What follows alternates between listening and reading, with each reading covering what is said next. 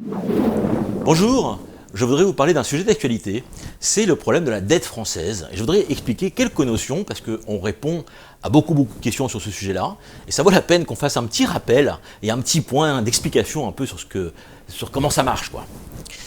Alors d'abord, vous savez que la dette française, la nouvelle dette française, on est passé de 100% du PIB à 120% du PIB, a été créée par création monétaire.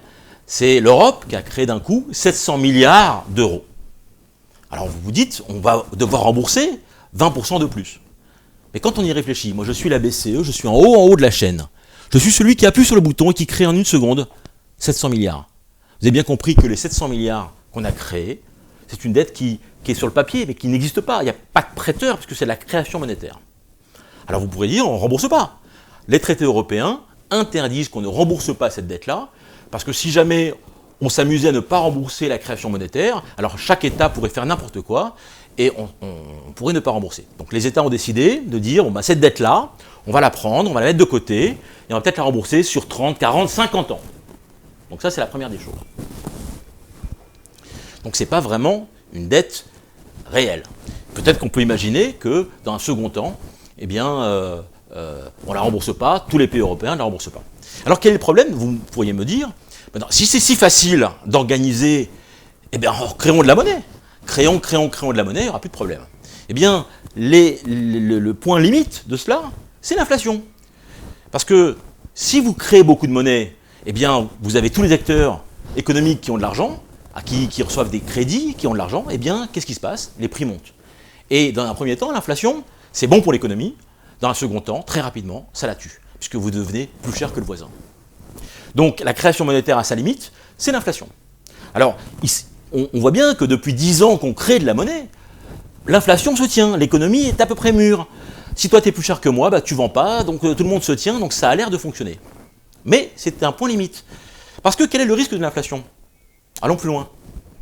Le risque de l'inflation, c'est que nos prêteurs aujourd'hui, nous on a 100% de dette réelle. La France a 100% de PIB, de dette réelle envers des individus, des institutions. Si jamais l'inflation remonte à 3%, aujourd'hui les prêteurs nous prêtent avec un taux négatif.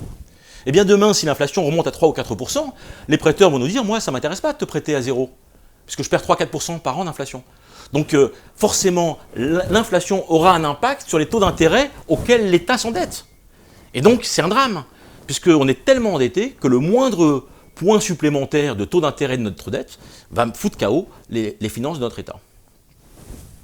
Donc on crée de la monnaie, le risque c'est l'inflation. Si l'inflation augmente, les taux d'intérêt risquent d'augmenter pour nos prêteurs, ce qui serait la catastrophe. Et puis, sur le point du volume de dette, vous savez qu'en France on a à peu près quasiment 25 ou 30 000 euros de dette par habitant. Et les gens me disent qu'il faudra qu'on rembourse. Mais la question n'est pas le remboursement de la dette. Si on a un stock de dette de 2500 milliards d'euros et qu'on reste avec ce stock de dette, on rembourse, on emprunte, on rembourse, on emprunte et qu'on reste avec ce stock de dette doucement avec le temps, ces 2500 milliards vont s'effriter avec l'effet naturel de l'inflation d'1 ou 2% par an. Le problème de la France en particulier, c'est qu'on a du mal à stagner, à stabiliser cette dette-là. Donc le problème, ce n'est pas le montant de la dette, c'est son évolution. Si on restait à un montant stable, ça pourrait tenir. Mais le problème, c'est qu'on n'arrive pas à financer, à équilibrer notre budget de base. Voilà le problème un petit peu qu'on a en France. Et donc c'était intéressant de faire ce rappel-là entre la création monétaire, la dette réelle, l'inflation, et surtout, est-ce qu'on doit rembourser ou pas rembourser la dette? Je trouve ça assez passionnant, j'ai essayé de simplifier un petit peu, j'espère que j'ai été intéressant. Merci.